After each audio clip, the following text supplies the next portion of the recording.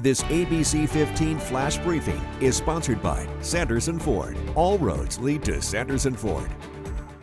Hello, I'm Faye Fredericks with your top stories from ABC15 Arizona. Tracking the big story tonight, the White House offering Russia a deal, trying to bring Brittany Griner and another American back home. This comes on the same day she testified in court regarding her drug charges, which have kept her in Russian custody for 5 months now.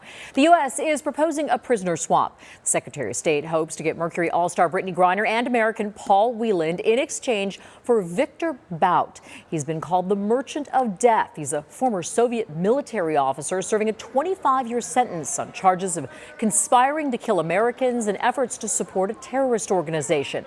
He's also reportedly the inspiration for the international arms dealer portrayed in the film Lord of War. U.S. officials suggest the deal is similar to one that secured the release of Marine veteran Trevor Reed in April. This is the first time the U.S. has publicly revealed any action plan to get Griner home. Griner also testified for the first time today. She says there was poor translation at the airport when she was being arrested, and she received no explanation on her rights to access a lawyer. The Associated Press reporting Griner used a translation app on her phone to communicate with customs officials, and she was pressured to sign a document that she didn't understand. Griner faces up to 10 years in prison if convicted. Earlier this month, she admitted to having hash oil cartridges. She testified the hash oil was doctor recommended to deal with sports injuries, adding it ended up in her bag accidentally, but that she takes responsibility. Experts tell us her guilty plea is an effort to move the legal process along in hopes of a prisoner swap. Griner's defense team says in part the swap is only possible after the court reaches a verdict. Griner's next hearing is scheduled for Tuesday.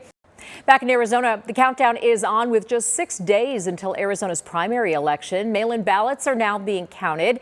If you still have yours, it is too late to send it back by mail, but you can drop it off at a voting site or vote in person through August 2nd. Expect the first results to be released around 8 p.m. on the day of the primary. And you can count on ABC15 for full and complete election coverage. Just head to abc15.com/election. Now to several health alerts. The state health department releasing new COVID numbers, reporting more than 17,000 new cases in the past week. It's actually down slightly from the week before. Sadly, 70 more Arizonans have lost their lives to the virus. Nearly 31,000 Arizonans have died from the virus since the pandemic began. To another health alert now, the FDA clearing the way for the distribution of more monkeypox vaccines, making 786,000 additional doses available. That's on top of the more than 310,000 doses already delivered.